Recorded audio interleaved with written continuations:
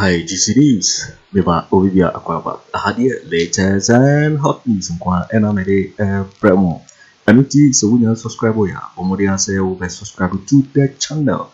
Don't answer we click the subscribe button. Now a belly notification.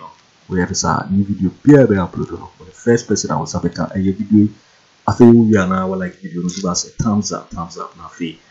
Share my offer first now when you be here now who and someone echo ewo na mu ha afi yembura ye esema abeto ye proso yeti yes a report ya ba bituga higi sansem economics etimi the dollar akoduru 16 na ye say obi etimi anya kokuduro biom se yensanto aba ma wo ehu eti sese mpodi na ye 16 ni na sesa de sha omonsa ene se ekotati yes, I show almost the dollar be do 30 cedis so. I'm sure. Afa ma min kan samwe na min ko. Pacho, yem papa Mensa Otabil away. Why is Dr. Mensa Otabil? Why is he? I am surprised he's quiet. Papa, I love you and I respect you. But this morning, I'll tell you in plain language. We are a hypocrite. So, Penny Mensa Otabil. We are a hypocrite. We are a nyachon. Obi asro so be kantro ba me kantro. So, Penny Mensa Otabil. We are a nyachon. Sa press conference kakra na we are now the brofa kese Machiavellian tactics, Machiavellian strategy, press conference we say radio stations ne guana. A dollar edu 3 cedis. Pastor Mensa Otabil preaching was sorry them catch a Ghana for you and say oh dollar no ebedu 10 cedis. They say do 10 cedis economy no begu. That time Mensa Otabil campaign am NPP. Because no people as was assess as one na dia mano. Anamwa. Enti no ka but so penny say ya me no ka say dollar in 3 o anya 4 say dollar is 16 cedis 50 pesos so penny why are you quiet ana sabio wadaruma eni die kwanso bo kwanso ICGC for them quarter dollar the one 3 cedis ana why are you quiet? I am surprised.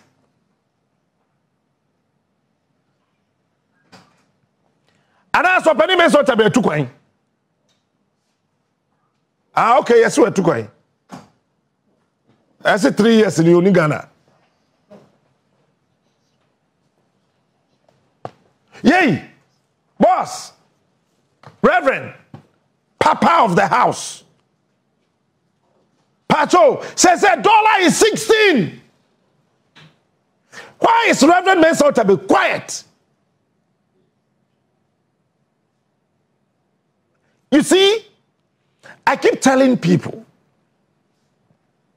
say, wumpo bi asema, enumpo nyana asema ina ya kana bedwam. Sametuwe, mempe Dr. Sharp asema, enye na asema ina na sesa me kana bedwam. If he said dakoro, de me pe na asem pa amadwene ye me se, onim nyansa che Sharp no, obaye de che Sharp de waye no.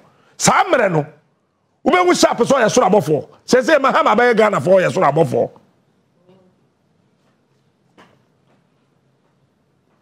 Why is Penny Mensa Otabil? My very good senior colleague, Kweku Baako. Say, bra Kweku, why?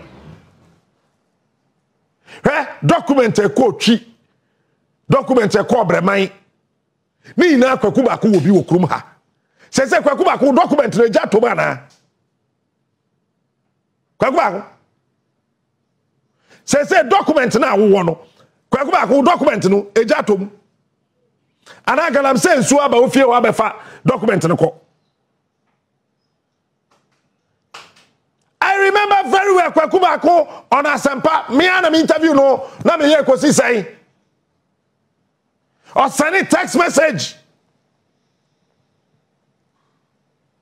I am a friend of Boma Baso Sari na oka the implications are a war a year sidina why mobo because dollar no akakra na drew 4 cities me and an interview Kweku Baako na ya so no interviews sa na ade no aya na nje ho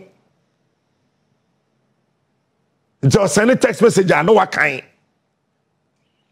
but on me kasai because on my friend me call coffee shop mafia ho me ba foforo won kan ano on me call it's go share omo yina fine the big guys in the industry because do fear be share community ni jota no mu hugu me so no am so no padisi me de mo bom wo krom ha wan ha me mobra me so mama hasan behwepo enye jot ntina mbai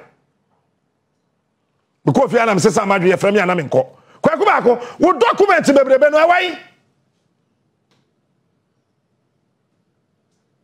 Kweku wo document no say dollar document no awai wan wani mguase e wan wani ye Kweku Baako wan wani mguase e wan wani ye ye man ye nya political party eti time na Mahamate wo no enema omo ye nyina me huri ginam krom ha obi anim dem ye mama ade abede ye jo Mahama ne Professor Mills even J Akufo some the half be Akufo Addo ne Bawumia me do nyame asase mbe pai mu makosha ho kakra ya abede ye omo kra say hey Kweku Baako say wo da ye baby sitting na say wo ye dai Kweku document na she okay why is Sefa Kayi when he openly said that and now what do car come magazine dollar anti wuntimi nya spare parts papa aji home use why is Kwame Sefa Kayi where is he ana akwata Saskatchewan where is he the desire 4 cities against 16 one more hey Pacho one more hey Paul Adumache good evening Ghana hey mena me catch now sakwa no because on the setup 2016 I think it was in August was a BB set up economic policies emwa Ghana Oriana o chese or a guy Paul Adumache who are he say dollar is 16 as against 4 cities. And at that time, me no ye ina na ka me wo Sefa Kayi Kweku Baako ye ne ya no odin ye ne ye te big stations and nyame ado benne onua be the biggest ashimwe. Why are you guys? Why are you all quiet? Obi ayedi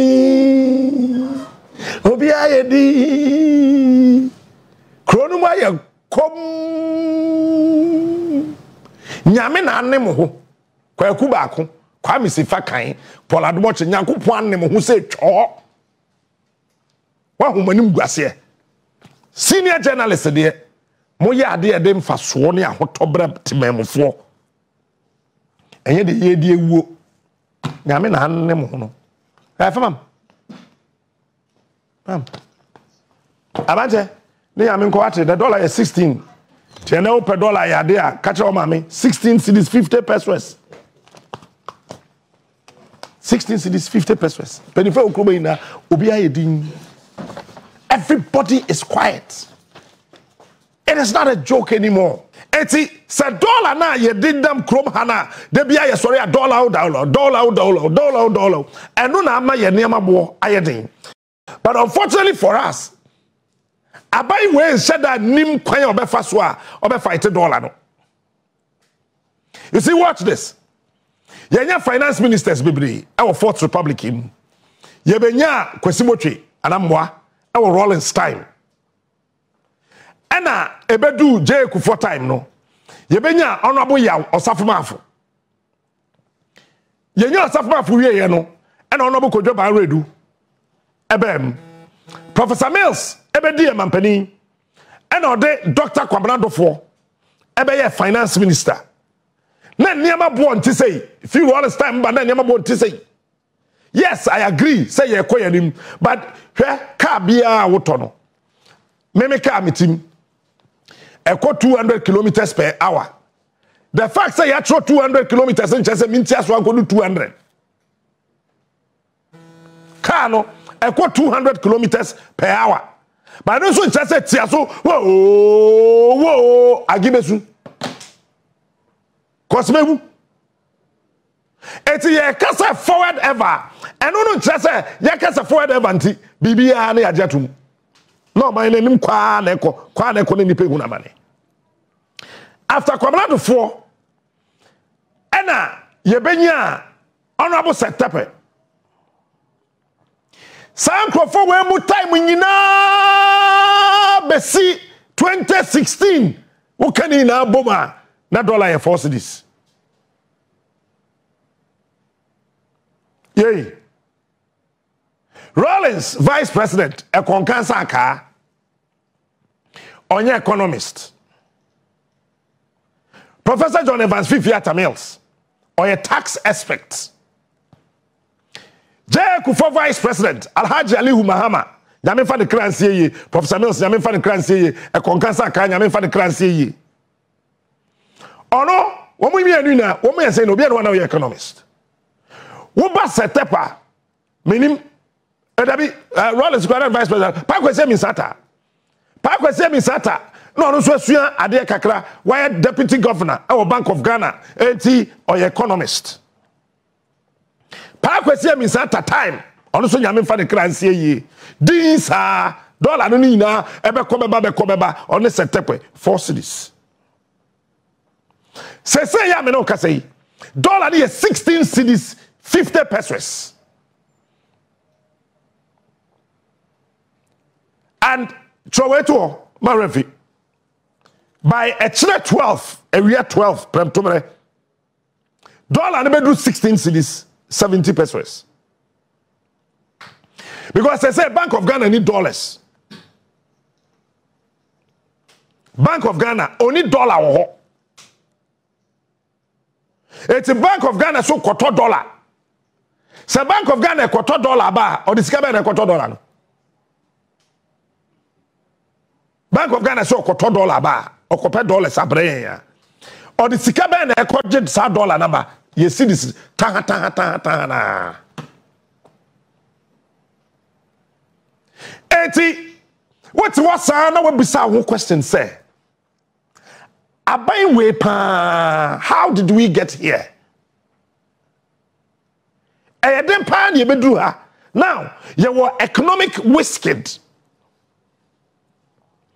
And you were human rights lawyer. And to Kenny Kwasa Ghana for you, what she huna mane da. If you say, so human rights lawyer, who hear demonstration, and you can say chutum. And our economic risk in Swa, as a Sika Bank for bottom, am I a timidity at 20 a corridor, na ye timid boy a bra papa, it's you dying at our car be.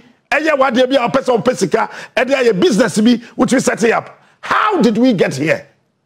Having a human rights lawyer and an economic wizard as a vice president. Yeah, then over 3,000 businessmen and women are out of business. Say because of dollar. Now, one crowd will say no. I mean, can't say me show. One team say and then opa adebia wo on Friday no sanko the same shop go to the same shop. Ko shop na store na ukoto ade no wo mu no. Sa ko ho sesi a sa ade na obeto on Friday no. Wo sa beto biom no bi sa ne bo. San ko bi sa biom.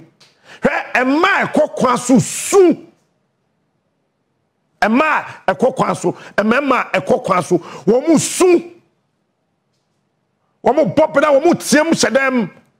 Ebinuma boka to a certain level we to a finkran wa kwhye na kura ase odwe ne ho wo wa ogigi wo musika so ode ye business no wo mo so hwehwe no wonkran ha ye hunu and now na mkran ne tema mountain so ne kuma se mountain so a be wo say substitutional service me menche wa say court hwehwe na ye de samansaman krata be hye wo nsam ne ye nyawa e de kotare wo dan ho and now na mkran ha bebre be wo say nkrofo dan ho court sermons etetare ho kwana kokan ube kwa kokan no na ye ka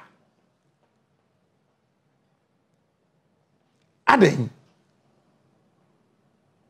eden pa na ye hawuntia se oman te se Ghana ye wo gold ya ka che se o ya to gold egu ho ye wo diamond oman we ye nya lithium oman we ye wo den oil oman we ye wo se nyame adum ya identify uranium se ye wo then name all the natural resources ye woni nyina bi eye den na obia okuta $10,000 or the year business within 1 year no aboka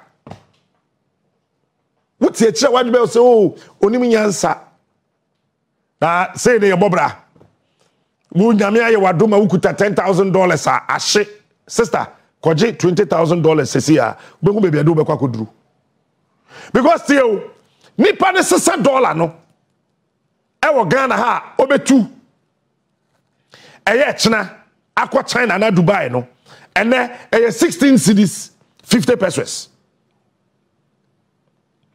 obetna plane mu e china say okwa China na Dubai no na akwa 16 cedis 70 pesos Obekwa do Dubai the next day. Na drew 17. Oba na dwe say wato de niam awie osan ba. Oba ba drew Ghana no. Na yese dollar no e drew 18. 80 okono.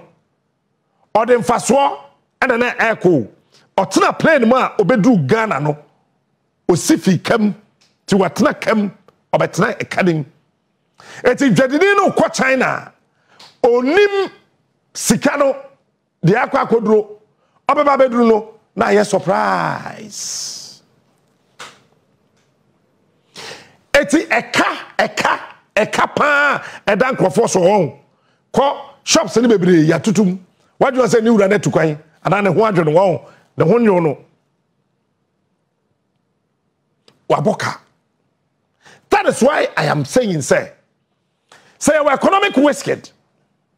Wa being yesika sabu nyina no nanka Dr. Bawumia betoto ni nyina maye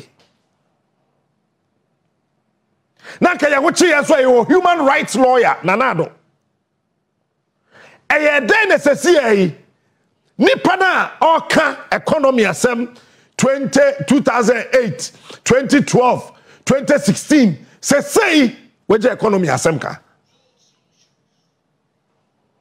Pacho, denti na Bawumia, ejai dollar no ho asem ka. Yey, pacho denti ma me ma analogy bi, eno me hwe video bi ba me chewa de. Fa sa wado kokofuo, atu ado kokofuo. Ode ahye Mensa. Me ba ni Godwin. Ena ye na atu de kokofuo na hye yensa.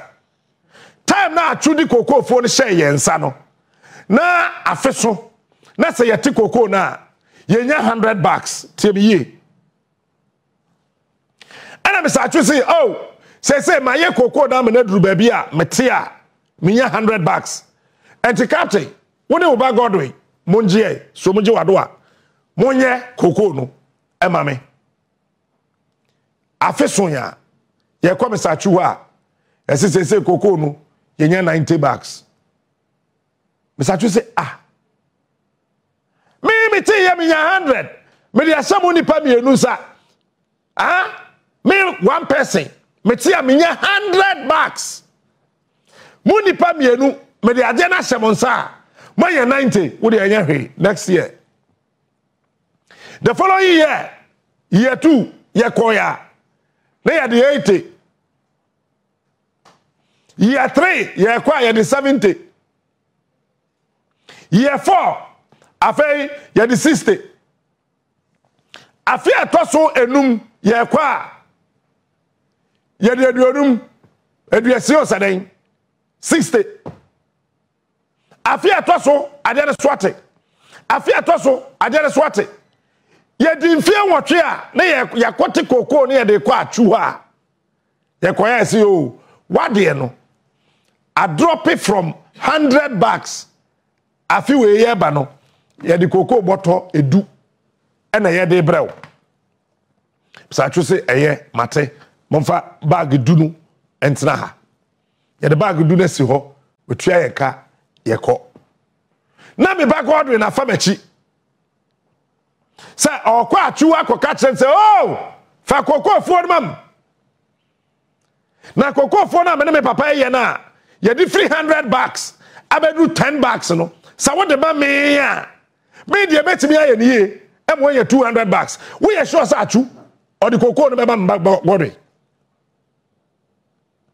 hey we are sure say atu or the koko no be ba godun say je na koyo atu onyo efise onunko a hey onunko a enipa kitwa bi be 80 ministers at the dollar jina 4 cedis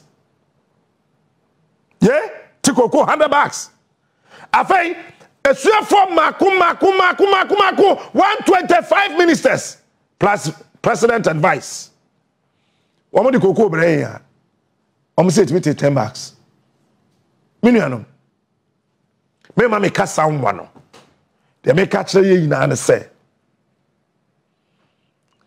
yenum dabi nimdie pa ye de beyo ama niemum beye mre no I want to tell you in plain language. Woni bi. Se ya me no kase. Se ya me no kase. Sisi ofia. Se ye tua o kase si Ghana. Show. Sisi ya me no kase.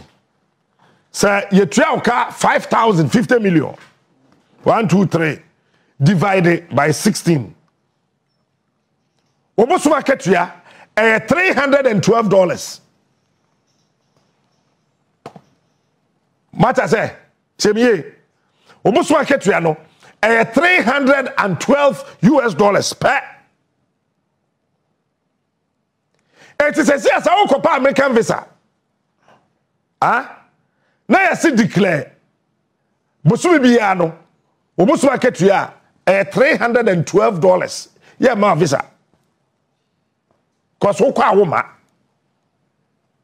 And it is true. Wokwa woma. So wokodi America bosome. Na wokuta $300 bra enson. $312. So woje 50 million Ghana ha.